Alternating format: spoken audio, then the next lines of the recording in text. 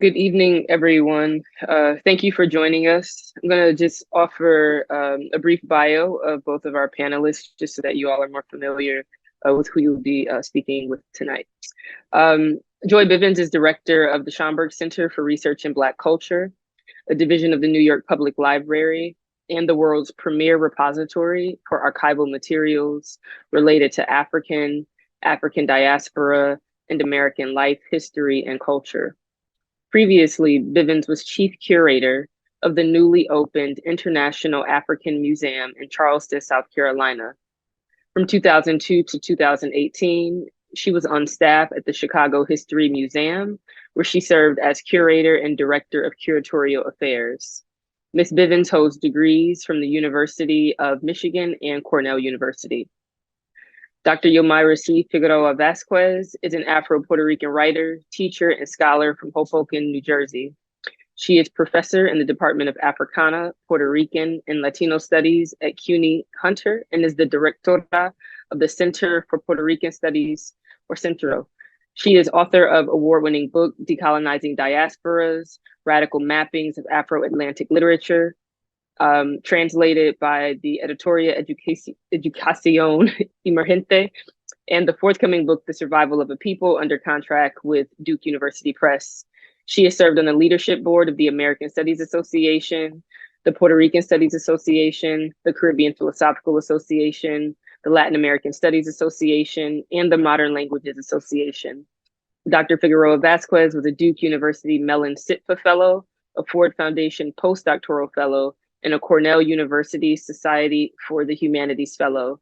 She is the PI and co-director of the 2022-2024 Andrew Mellon-funded Diaspora Solidarities Lab, a $2 million higher learning project focused on Black feminist digital humanities initiatives that support solidarity work in Black and ethnic studies.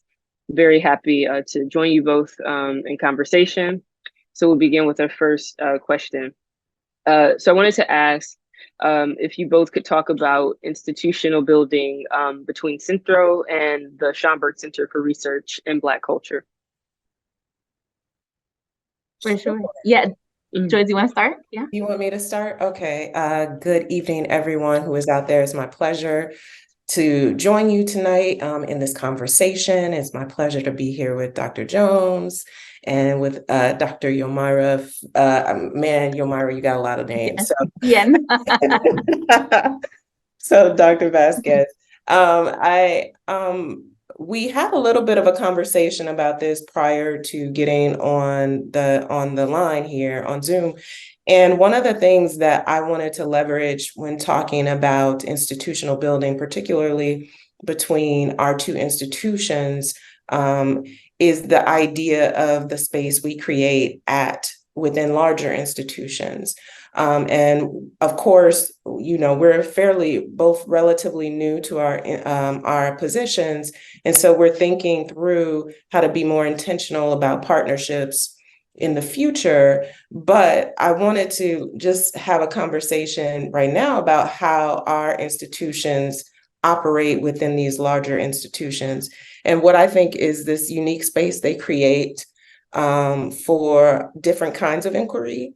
And also the ways in which our collections support different kinds of research coming out of our institutions and provide space for not just, at least for the Schomburg, not just for kind of academic researchers, but we really think of ourselves as broadening the definition for what research means, but also who should be represented in our holdings, in our collections, and what is necessary for the scholars and the researchers who are really making inquiry into the nature of, in our case, really Black life, global Black life, of which the Latinx diaspora is a part of, but the ways in which we create space for that and have done so for many decades, and in our conversations moving forward, how we can support each other in doing even more of that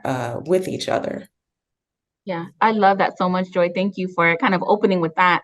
I also want to say that there's something that's really beautiful about the connection between the Schomburg Center and Centro. And part of, the reason why we asked Brianna actually to moderate is because she is a scholar in residence right now at the Schomburg Center. And she's Yes, also regularly. yeah. And she's also my very first graduate student that I trained at Michigan State University. And so while her work is in, Black lesbian aesthetics, the Black diaspora in this one particular way, she comes through kind of a training through a Puerto Rican studies scholar, a Black Puerto Rican studies scholar, right? And so I thought how beautiful it is, her natural connection and her knowledge of Puerto Rican studies, Latino studies, but then her work, right, in Black studies. So thank you, Brianna, for accepting the invitation to kind of be this bridge, right, to bring us together. And I think that, the Schomburg Center is such a jewel, right, in this world. And for us in Puerto Rican studies, for us Puerto Ricans, Schomburg is this illustrious, important figure, as this Afro-Puerto Rican man, right, who has this deep roots in Puerto Rico and also the anti-colonial struggle. It goes to the United States, moves to Harlem. His mother's in Loisaida. He lives in Harlem. And becomes really deeply embedded in this community and always driven, right, to digging up the Black past, Black history, and then is simultaneously writing letters, right, and writing support against the Spanish Empire in Puerto Rico at the same time that he's thinking about Black past and Black futures, building libraries, right, and building this collection. He's a bibliophile, right. And I think that becomes such an important part. And still, even though there's these kind of intricate connections, we do have these two different centers. The Center for Puerto Rican Studies that comes about in 1973. We're celebrating our 50th anniversary this year, right?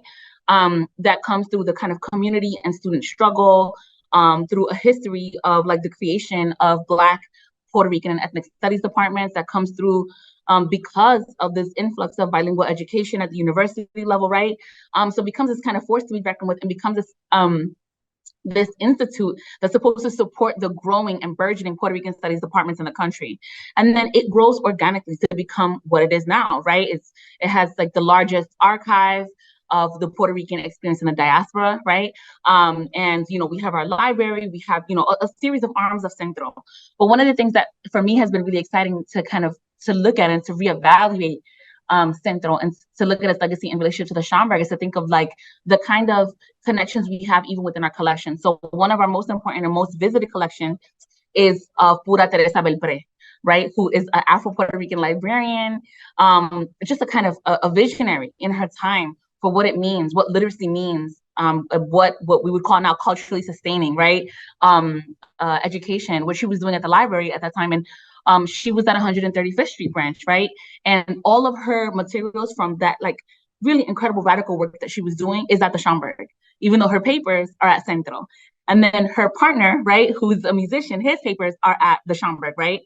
Those are the Clarence White papers. But if you come to Belpre's papers at Centro, you'll see some of his things there. If you go to his stuff, you see some of her stuff there.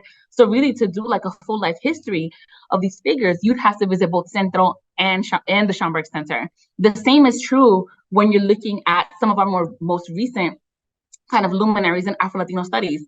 So Juan Flores and Miriam Jimenez Roman.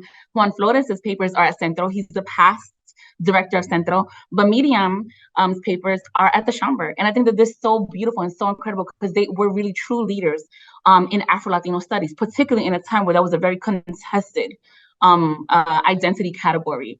And the same thing is we have the kind of young lords papers of like Richie Perez, Juan Gonzalez, Iris Morales, Diana Caballero, and those are complemented by the Schomburg's collections, Black Panther collections. And so if you go to the Young Lords collection, you'll see some Black Panther things, right? If you go to the Black Panther papers, you see some Young Lords things, because these folks were never, ever working in isolation from one another, right?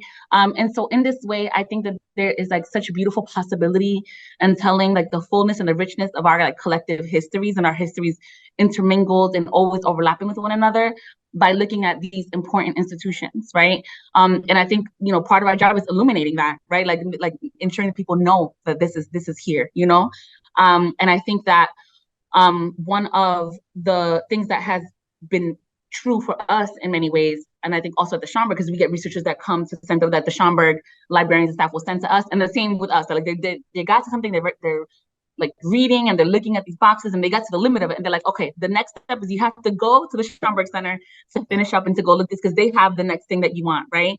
And so we have that already organic kind of relationship. So I really love that. And I wish the world would see, right? Would see what it means like when you have these institutions and the people in them so deeply committed to Black life, to Black and Puerto Rican history, and so all that we have built together, right? Working together and really honoring and supporting each other. And I really would love that to continue.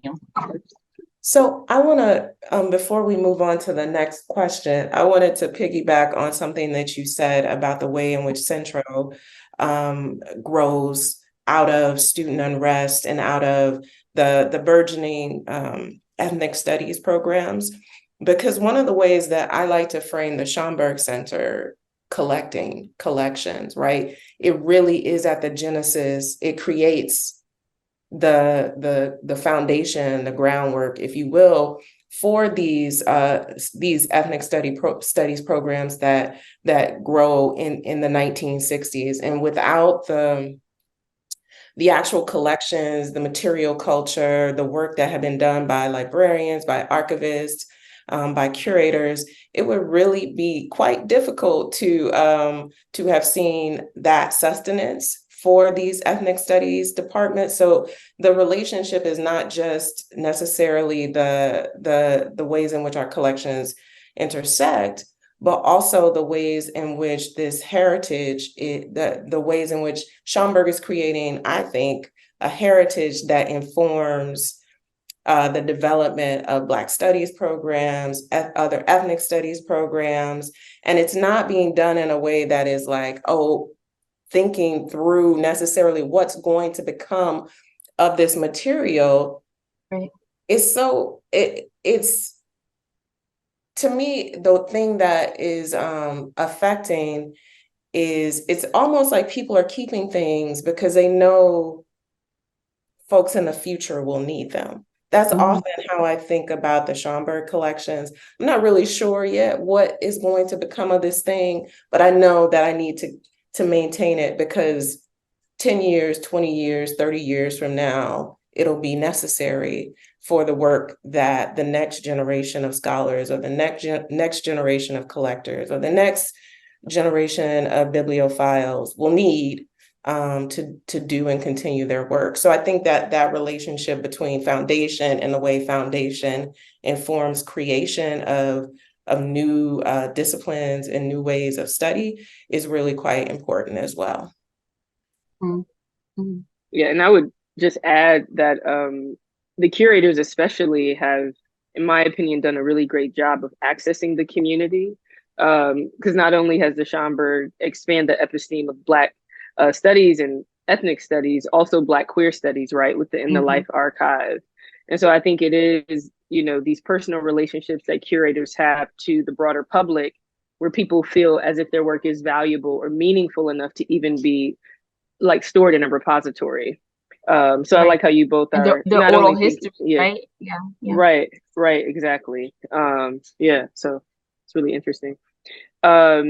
So Joy, you are the first, or not even the first, but there hasn't been a Black woman director since 1980.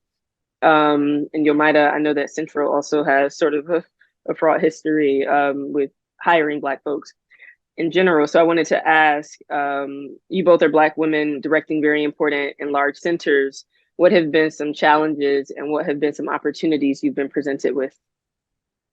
I guess I can say, I'm stepping into my role very recently. I started in July, right? So Joy has some time on me, although I know this is a new role for you too. But CENTRO, I'm the 8th director of CENTRO. And the first Black Puerto Rican woman to take this role. The first woman to be the director of CENTRO was the one right before me, Yarimar Bonilla, and she was in here as an interim. And that really ruffled some feathers. My position, I think, was exciting for folks, for me to be here, but also not without a lot of controversy, both in the diaspora as well as in Puerto Rico. There have been very strong reactions to me being appointed as the director of CENTRO. I think it's really exciting to be here in this moment, in the historical moment, like 50 years of Centro, to be a diaspora-born Puerto Rican leading Centro. There have been very few directors in the past that have been from the diaspora. The founding director was from the diaspora, Frank Bonilla. He was also Black Puerto Rican, right? I think that's also really meaningful. But I have found, there to be some real challenges, right? In terms of what is expected, both in the good sense and the bad sense, right? Both what is expected of me, what people might assume I will do, what people want me to do, and also the learning curve of like learning a new place and a new institution. I'm coming from being a professor in a completely different institution, coming home, but nonetheless a new place. And so I'm not sure how candid to be, but it really is about, for me, it's really about trying to understand the place of Centro as an institute within the larger structure of CUNY, and then trying to figure out how to advocate for the things that we need, for the things that have been promised to us, and for the things that we have demanded, right? And as a Black woman, and as a, I feel pretty young. I'm not the youngest, but I feel pretty young. I feel really excited and empowered to kind of take this challenge on. At the same time that I do really wish that sometimes things were just a little bit easier, that everything, everything didn't have to be a battle.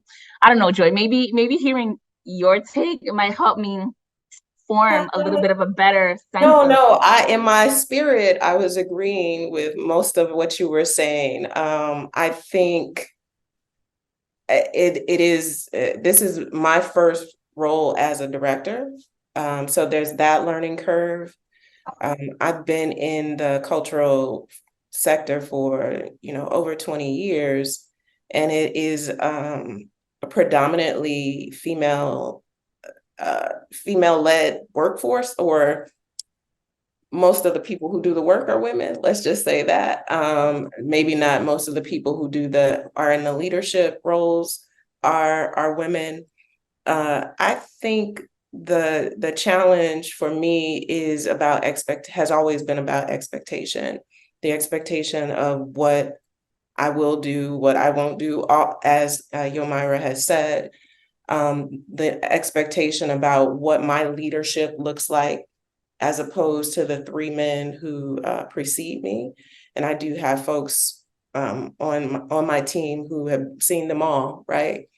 And because I started during the pandemic, and so my first inclination, or my first thought was, this is a caretaking role, no matter what you think about it. I mean, leadership is, I'm in care of the collection, I'm in care of the institution, I'm in care of the people who work at the institution. And I think sometimes when you are a woman and that is your inclination, it can be,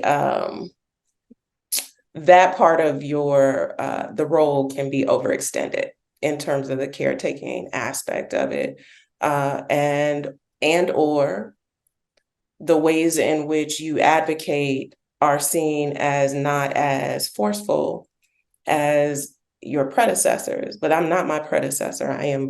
My name is Joy Bivens, and this is how I do things. So I think a lot of what I have experienced as challenge is really kind of what people expect in this role from the person in this role, whether they be female or whether they be male. And then the opportunities that I see are really about resetting our expectations from leadership, but also our expectation from each other as colleagues. One of the things that I shared with my team when I first started is, what does it look like for you to work at capacity, right? What does it look like for you not to get into the space where you always feel overextended? And that's an opportunity I see as a leader within my institution, because I want people to understand that this is really important work, but at the end of the day, you are the most important. You're the most important thing about it. So I think there are opportunities to reset the ways we think about work in general that I would love to bring to bear at Schomburg and really in any institution that I have the privilege of working in. Sometimes people want that, sometimes they don't. So now it's kind of like, okay, I try, you try things and you back up and you try something different.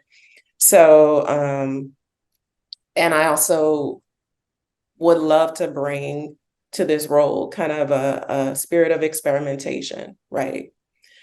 And you don't know if that's going to work. So I think there are opportunities that also present as challenges and vice versa. Yeah. I mean, I think like you, Joy, I'm thinking about this role of like this directorship, not necessarily as the person who gets to dictate, right? What happens, and just not everything has to surround my own research and my own thing and my own vision, but actually as a steward, as a caretaker, right, of these materials, of this institute, and taking care of it enough so that the next person can come in and then also take care of it for posterity for the future, right? Because like you said before, it's like, I'm gonna take care of these books or these materials. I don't know who is gonna pull from it. I don't know who's gonna find it useful, but somebody will, and somebody will make something beautiful out of this thing, right? We'll think through it in a different way.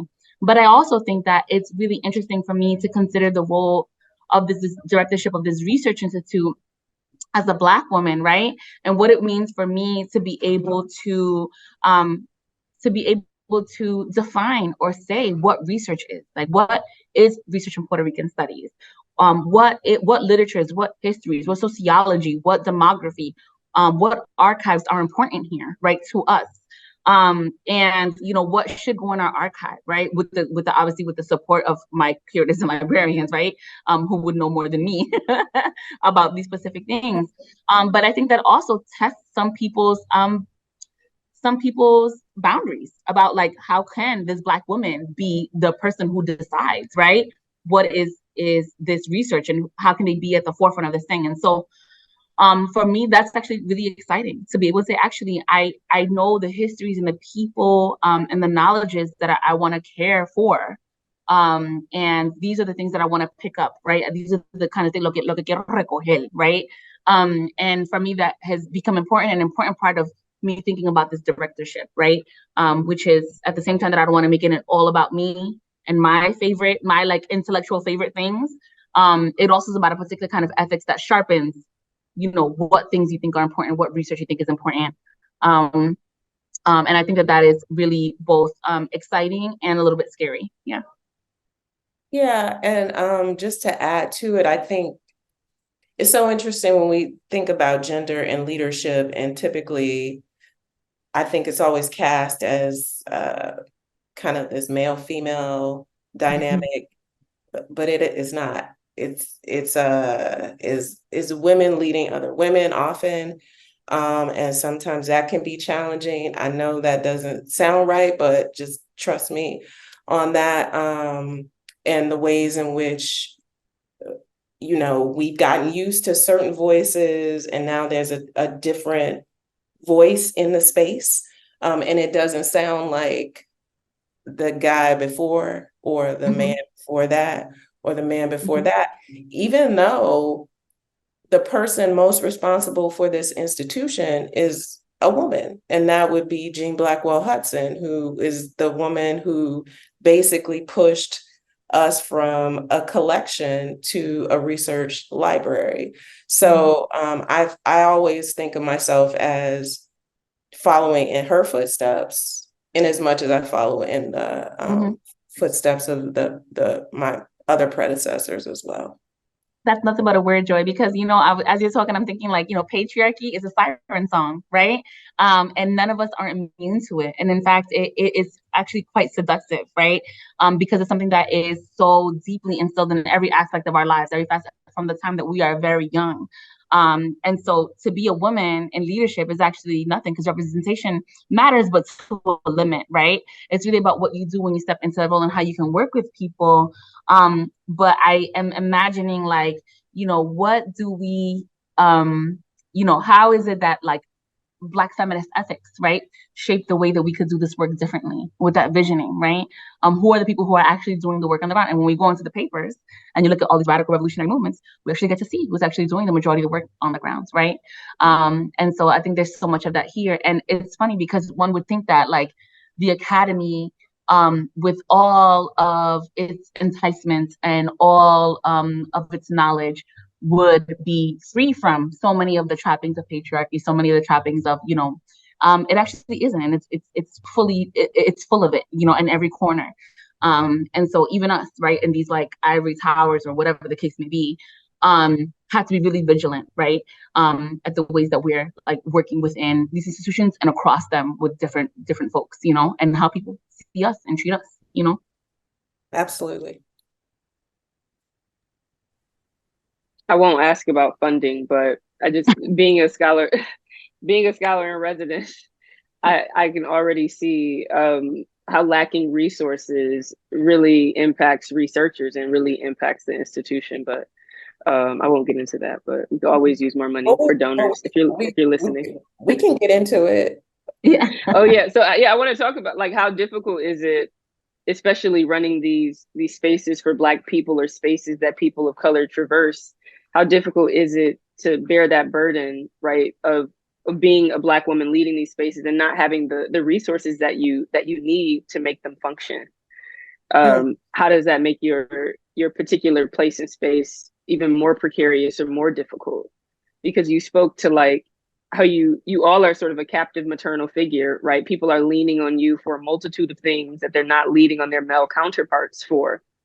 And so coupled with lacking the actual material resources, how does it make things more complex?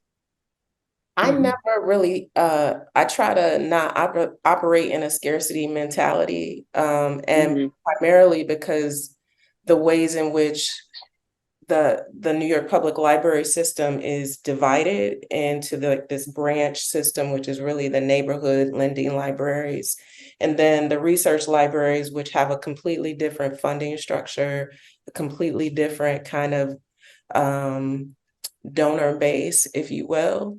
I find the challenge of fundraising so interesting because it is so relational. And if I'm good at anything, I'm good at talking to people about needs and coming at it in a very particular way because I have my own way. But yeah, there's never enough, and if we thought there would be enough, I don't know that exists. I think it's always a balance between what can you make work with what you have and being strategic about utilizing your resources to actually get what you want, right? So you bring up a very particular fellowship program. Yeah, it's underfunded. It's also endowed.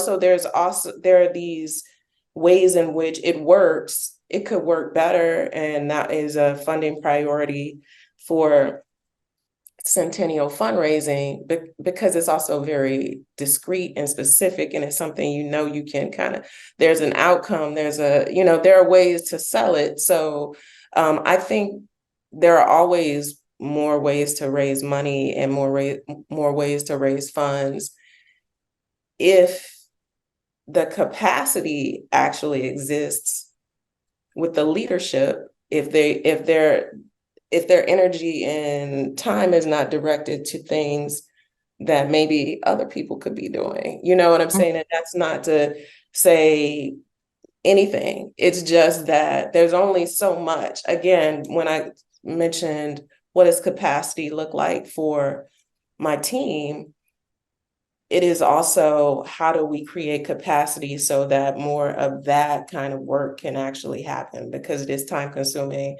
It requires a lot of like staying on top of reporting and this, and what are you doing with this money and all of that kind of stuff. So I don't think of us not having enough or there not being enough. I think of it as there could always be more and we could always do better with it, if that answers your question. And when I'm like listening to Brianna talk about like the scholar in residence program, I'm thinking about like how exciting it is to like to be a researcher in like the world of the dearth of support for research and to get a Schomburg like fellowship. It's such a huge deal, right? And I'm sure there could be more and there could be whatever, but like the fact that it exists already marks something. And I think that's kind of like where I'm hearing from you, Brianna, on that kind of question. But for me, one of the things that I realized is, we have, stepped into this year with like unprecedented support, and yet, right, it's still never enough to really fulfill what you want to do. One of the things that I have been learning in the past few weeks, and the past few months, as the new director of Centro, is that we might have this influx of X amount here, 1.5 million from the governor to enhance and earmark from a representative and this other things. But a lot of that money is kind of like circumscribed, right? So we have a research associates program that is it is we have 4 lines. They are full-time researchers, benefits, etc. But they have to live in New York, right? So they have to, even though we have the largest, for example, digital archive of all of CUNY, of the whole CUNY system, we can't have researchers that might live outside of the New York metro area be a research associate with us. That poses a problem for Puerto Ricans on a larger scale, because a lot of Puerto Ricans are here in Puerto Rico, where we have these extreme austerity measures, where we're under the control of a fiscal control board, the Promesa, La Junta, right? Where the university, the public university is under attack, where so many of our colleagues, our researchers need the support, want to be able to do research, right? Want to be able maybe go back and forth to figure out a way, or part-time here, or whatever the case. The thing that, for example, the Schomburg can provide, but we actually can't do that because the money is created and it has rules in such a way that the folks have to live in New York City. So what I have had to do in the past few months is scramble to think about, well, this is actually a really important need that we need to address. How can we create a system? How can we find funding for folks to be able to do short-time residencies, right? For folks to be able to be hybrid with the research cohort? How can we figure out a way to expand beyond the limits of the gifts that we have received and the funding that we have received, that feel oftentimes, I know my operations, my director of operations is like tired of me asking the same questions. It's like, can we do this? No, why not? Right? Can we do this? No, why not? Like, how can we use this money, right? How can we use it in a way that benefits Centro, right? As a whole, that benefits our community and our researchers. And then to couple that with the fact that I have such an incredibly dedicated staff, right? Some of them who've been in Centro for decades, right? Who have seen the past like 4, 5 directors, you know what I mean? Like, and some who've actually just joined, in the past few years, right? In the past 2 years. And that's really incredible to see that. But I'm also seeing how hard they work, how incredibly overworked they are, how we need to hire more people, right? To kind of lessen the load that each one is taking on. It's actually astounding to me, right? The way that the dedication of the kind of folks that I'm working with at Centro, all of the staff, how intensely and fiercely they love Centro, how much they love Puerto Rican studies and our community. And I'm not sure if it was like apathy of being a faculty member or something like that, but to see people honestly like love what they're doing and not sit in a faculty meeting with people being like, ugh, not another, 100 level course or whatever whatever they're feeling. And so then walk into the room and be like, we want to do this, we want to do that, we're going to stay at the event, we're going to, do everything. I'm like, who are, like, you really love this job? Like, you really, and so then I feel really lucky to have to be working with people who really love it at the same time that I know that it is ripe for abuse, right? If I don't think strategically about how to support what is happening there, how to actually bring in the systems that will make sure that my staff doesn't burn out, right? That folks can continue to love this place. So those are all the things that keep me up at night, right? And like legitimate, keep me up at night, in terms of, coming into this fresh.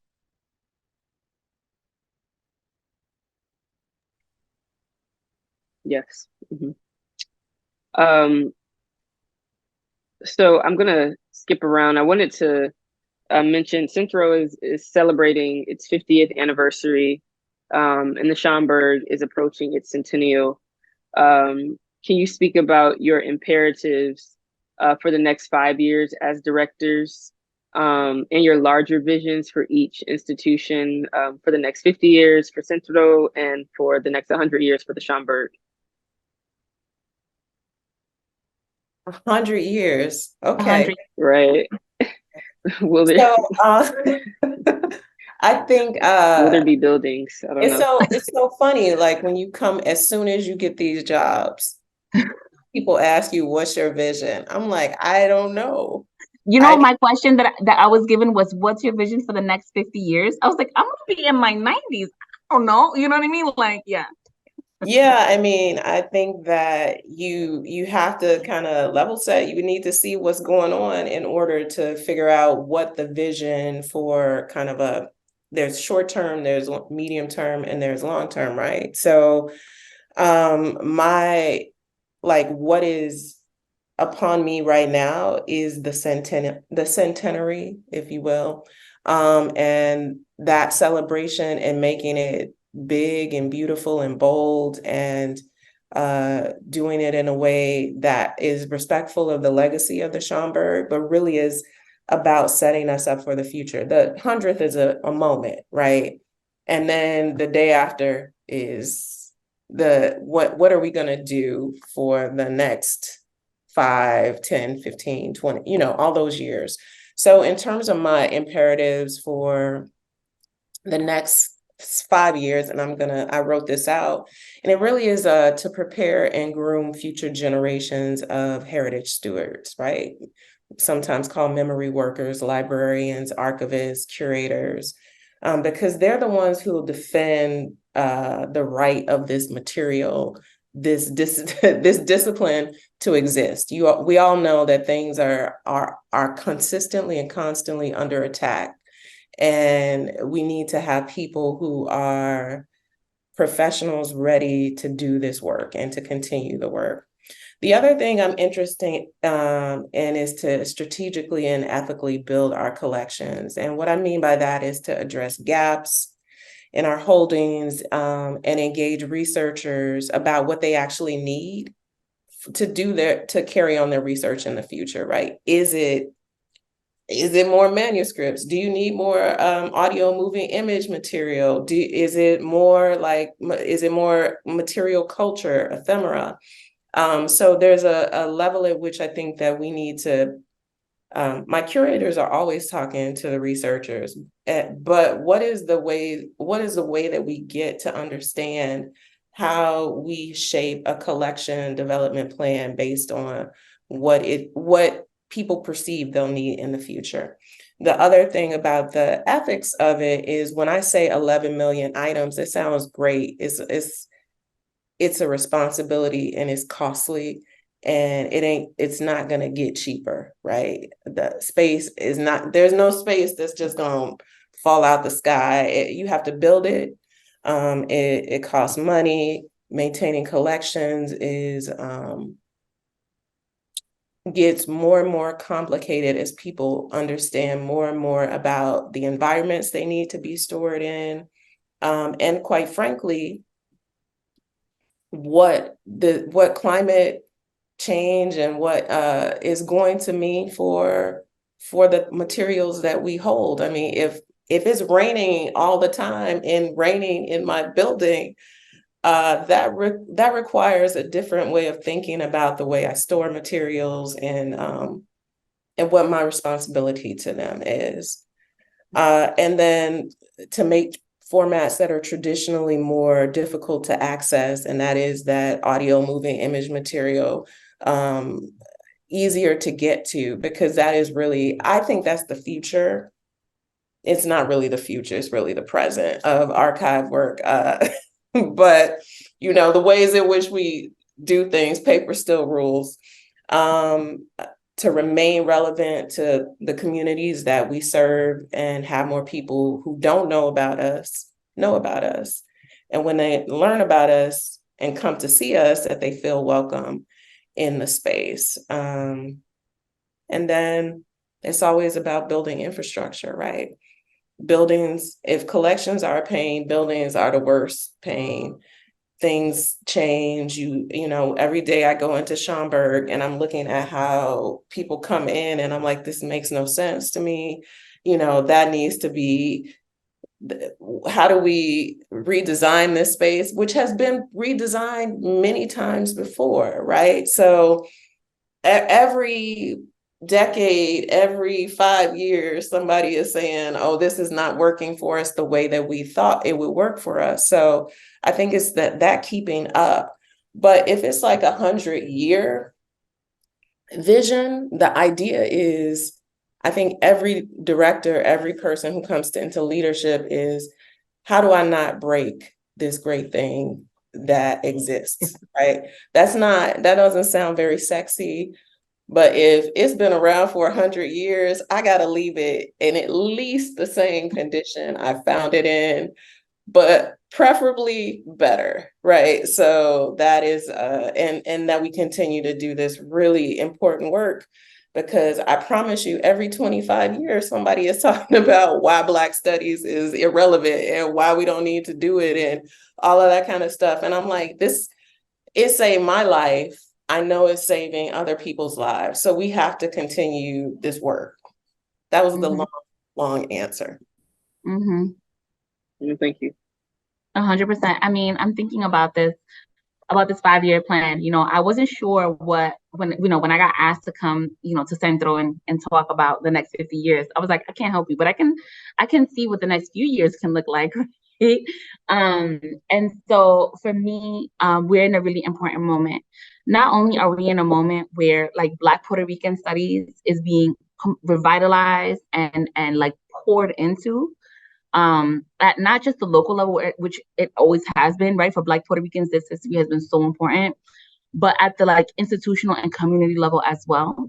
Right now, I was just with Mayra Santos Febres, who is the director of the PR Afro, the Black Descendants program. It's the first Black Studies program in the Caribbean, and it's here at the University of Puerto Rico. And how important that is. And for me, that I think is at the fore of what I want to do with my time at Centro, is to make sure that this moment is marked. I cannot promise that the next director or the director after that is going to think about the criticality of Black Puerto Rican life history, right? And lived experiences. But I can promise that I do care, right? That I want that at the forefront of what we're collecting, of what we're seeing, and how we're imagining the most like peripheralized people of like an already marginalized people, right?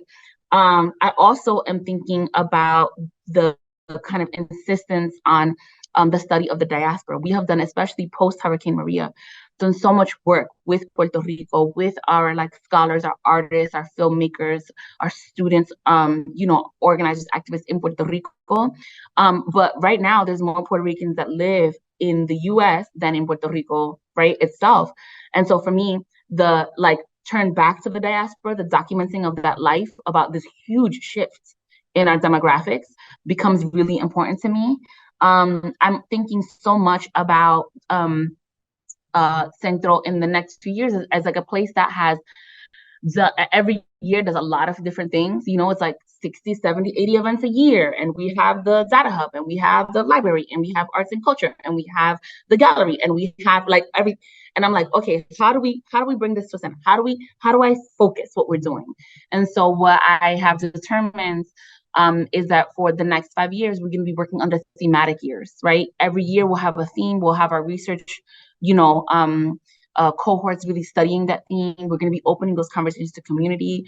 We're going to be able to have like events, talks, scholars, right? Like all these things around that theme, so that we can all as a community, right, come together to learn about different facets that are important to our history. And they span from the question of the archive to Blackness and the body, to like, queer life and queer history of Puerto Rico, and Puerto Ricans, to thinking about Boricuas, Puerto Ricans in relation, right, to other communities and in other places, to then also the question of lands, ecology, displacement, gentrification. For me, those are the things that I think are really important, and that we can get a set of scholars that are transdisciplinary, that are coming from all different places to come and talk about these pressing concerns that we have, right, for our life, for the future. I'm thinking very much, and I think my staff is probably tired of hearing me say this, but for these next 5 years, we are rooted and we are relational. We are deeply rooted in our history, right? Not just in New York City, not just in Puerto Rico, but definitely rooted in that, and also relational to Puerto Ricans and other places, to other communities, right? We have such a rich and deep connection to the Black U.S. community, African American communities in New York City. The Puerto Rican migration, the Great Migration are happening simultaneously, right, in a historic moment. And they create these amazing kind of cultural productions, right, that we hold so dear. As a matter of fact, we're about to have a hip hop event coming up soon, right, to talk about Puerto Rican contributions to hip hop, right? Like these are folks who are coming up together. And that's just one of many examples of what that can look like, right? What that is when we actually take, that history and dig a little bit deeper. And so for me, that relationality, part of it is so important to it. And I also want to kind of, Joy, one of the last things that you said when you're talking about like keeping these books, right, keeping these materials, is so important. And I've been having like this frustrating, frustrating thought. It just goes back and forth all the time, which is, I come out of an ethnic studies PhD program, I teach Black studies, ethnic studies, Puerto Rican studies, et cetera, right? Under the time that ethnic studies, both when I was in graduate school and now, under attack, right? Legislation, banning books, etc. At the very same time that the humanities are underfunded, right? Black studies are seen as like, who cares? It's not important, right? Ethnic studies, like, who cares? It's not important. We're not going to support those things. They don't have any value. And yet, the material that we produce in the past and the present is so heavily policed, right? So I'm always thinking like, well, you can't have it both ways. It can't be unimportant and it doesn't matter. And also you are sweating, like you are just sweating to ban our books, right? And so I think the real clear message is that our work is actually extremely important for our communities now, important for our communities in the future, and that we are holding on to something very, very, very valuable, and that we have to take seriously that role of being caretakers for these materials because somebody really wants them obliterated, right? And I think that is what makes the work so dangerous. Yeah, go ahead. So it's valuable. We know it's valuable. Other people know it's valuable. Otherwise, they wouldn't be coming for it. Right. But are our communities going to embrace it for the value that it is and support us in doing this work? Because that's what we need, and that's who we do it for. And wanting to continue those, as you say, those relational connections is so critical. I also just want to say something about getting to the shrinking in, which sounds, a lot of people don't want to hear that. Do less, do it better. Yes. And more people respond to that. Like sometimes we're doing so many different things, and it's fine, because that is what community comes to expect. But I do think that there is benefit in doing less and doing it in a way that has more impact and is stronger and is more focused, and what you're about to get, what you're doing, and people understand what they're about to get. So absolutely. That's something we're working on at CENTRO, right?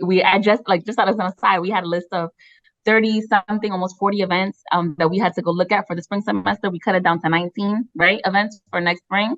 That's still too many. It's still too many, but we're gonna work on it together. We're gonna have to have like collective do the least therapy to be able to really whittle down, right, and say, because it's just that there's so much energy, there's so much wanting to do, right? There's so much love for it that I'm sure that people would just wear themselves out, but we have to be well to do the work, right? And so that's the call. That's the call. Mm-hmm. Mm-hmm. We have 2 questions from the audience, or we have multiple questions actually. So the first question is, what is a challenge unique to running an archive in New York City? Oh my gosh, I think Joy said already. I mean, for me, the number one is space. Number one is space. It's space and the weather.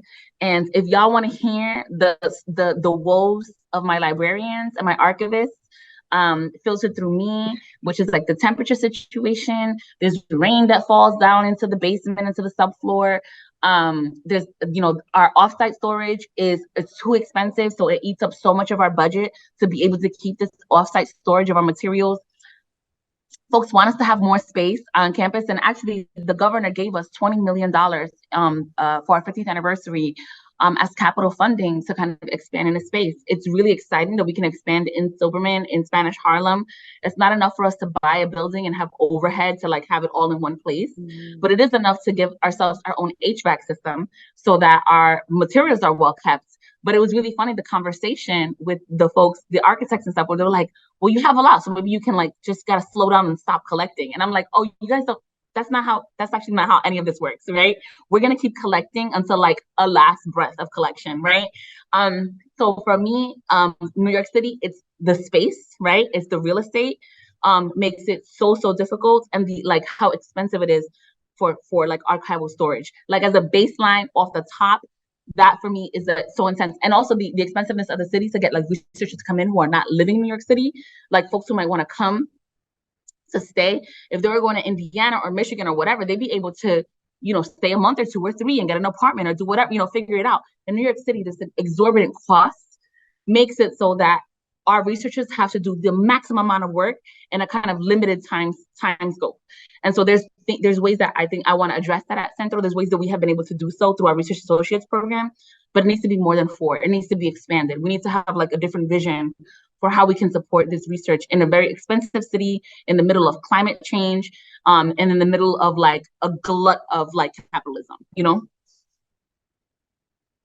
Yeah, I think for me, because climate is something, it doesn't, I've lived in South Carolina where hell, you know, the water might be the king one day and everything goes away. You know, it's just like it might just fall into the sea.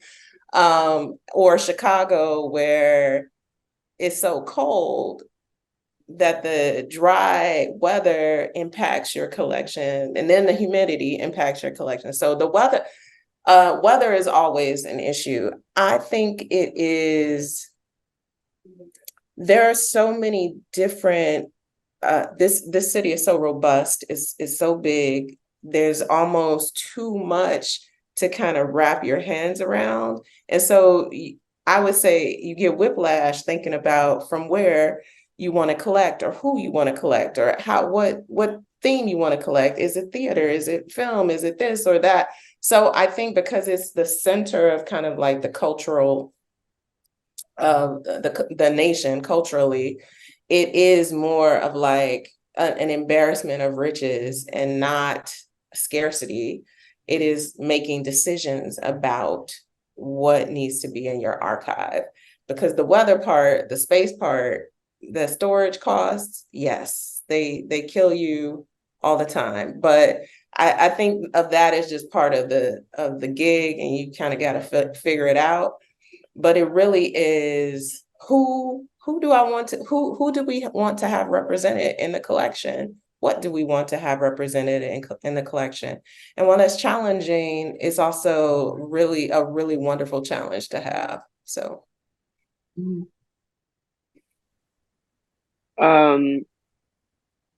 Thank you. The other question is, do you all have an archivist internship program at either of the institutions? We have a really huge internship program, and I feel like we do have interns at the library, but I think that's something that if any of my librarians are on here, they can say a little bit more about how that exactly runs. We're always like in need of, like, we're about to hire a bunch of different things to the library right now. We actually need a director of libraries. If anyone out there, you know what I'm saying, is a librarian that wants to be the director of the library to the Center for Puerto Rican Studies, holler, right? But I think we definitely have interns at every level, but the details of that would be through our librarians. Yeah, they would know a little bit more about what that could look like. So I would say more than interns, we have pages that work in the divisions, and that becomes a way for students to understand what actually happens at the library. And a lot of my librarians started as pages. A lot of the folks in the library system started their careers as pages. In terms of archival interns, so that would come through the library school. and folks doing their service hours and what they need to do to gain their degree. Because there's not really, it's quite difficult to be an archival intern if you're not being trained in that field, right? So we're not gonna just be letting people not a random, no. do finding aids and things of that nature. And then there are also library trainee programs that mean that you start as a trainee and you work through your degree and then you become a librarian in the system. But again, these are people who are being trained in their profession as opposed to like just being interns. And then we do have interns who do other different things in at the Schomburg, but the specific professional work, you can't just be an intern. Yeah. And actually, one of our librarians just wrote, yes, we have archive internships for graduate students in library archive school at Central Archives, right? So to that end, yes, exactly. It has to be someone that has a sense of what the archive is and all that. But I mean, for folks who want to kind of get to know and come into the library, I mean, the Central Library is open to the public, right? Like, when you come in, you want to see, you want to talk to folks, you want to read from the books. You know, we have an amazing reference librarian, you know, and so there's a lot to see and to learn before kind of diving into being like, I want to process an archive. Not everybody can process an archive. It takes a particular kind of skill. You need to be able to like do metadata. You need to be able to, right? Like all these kind of things. But it's really exciting to know that folks are interested in that kind of preservation work. And actually, this keynote is a kickoff to our community archiving event where, you know, and I think like Schomburg cannot collect everything, right, that comes to us. Not every collection that comes to us can be taken in. But unlike Schomburg, like CENTRO does not have, we don't pay for archival materials. I think Schomburg is in this unique position where you have a budget to be able to acquire materials. For us, it's a gift agreement, right? So people have to gift us their papers.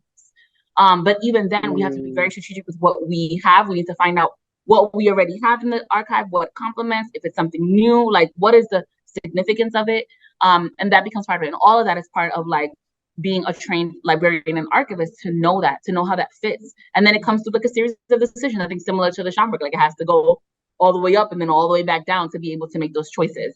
And so I would love to be in a place one day where CENTRO has an endowment where we could buy an important collection. But for now, we have been so blessed to be able to build this collection through the gifts of our communities, through our figures, and through folks who are like, yeah, my papers, I want them to be at CENTRO, you know? And that has been critical to us to being able to collect, you know? Yes. So I'm going to combine two questions because they're similar around training. So what are some strategies that you employ, or if there are any strategies you employ, to draw newer, younger scholars to archival research when they have grown up around sort of the internet or internet-based research? Connected to that, if you could talk more about the relationship between archives and activism. And do you all consider yourselves memory sort of activists or archivists? So I want to talk about a program. I'm sorry, I'm in someone else's home, so you may hear something in the background. But I want to talk about a program that the Schomburg has, which is a legacy program called Junior Scholars. And this is a Saturday school program where we basically, by application, host around 100 young people between 12 and 18. And the first part of their time at Junior Scholars, or the first semester, they're really immersed in a more general Black history curriculum and get to use the resources of the collecting divisions and so on and so forth. So that's one way that we are doing our part, I think, to really get folks who are used to internet-based research, used to using primary sources. But there's another way in, I think, and this just kind of popped into my head, and that's through the teachers, right? So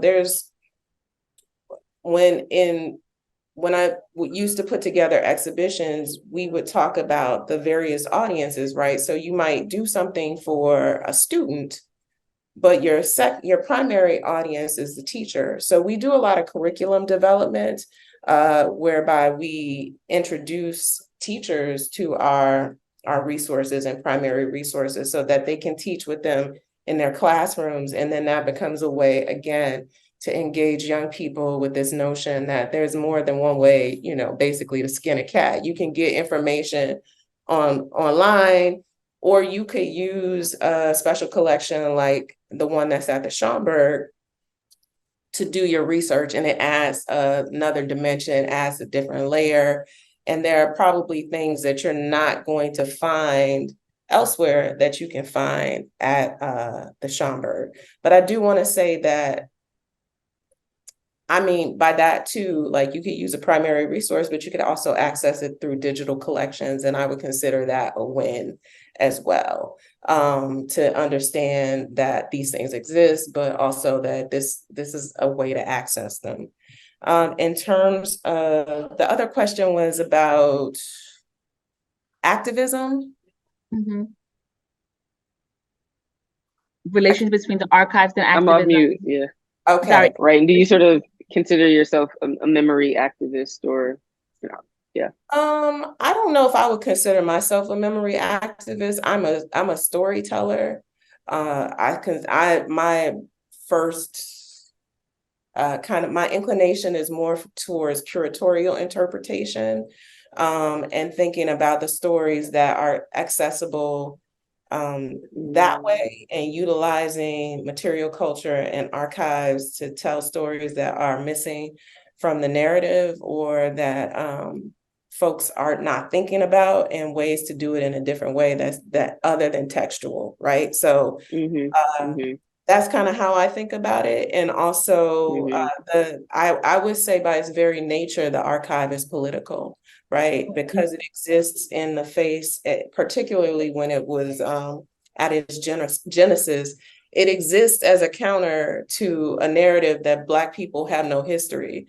And this is the ways in which, if you think about Schomburg specifically, he is collecting us into history. He's collecting us into a narrative. He's using these materials to make a contribution, and to make a statement that actually, no, not only was their contribution, it's the mere presence of Black people, right? That is sometimes erased, silenced, forgotten.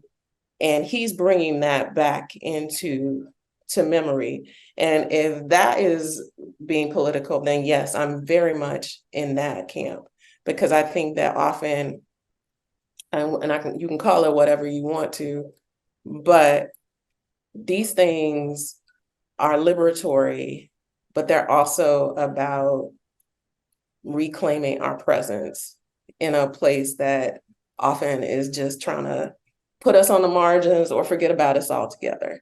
So they exist to counteract that. Yeah.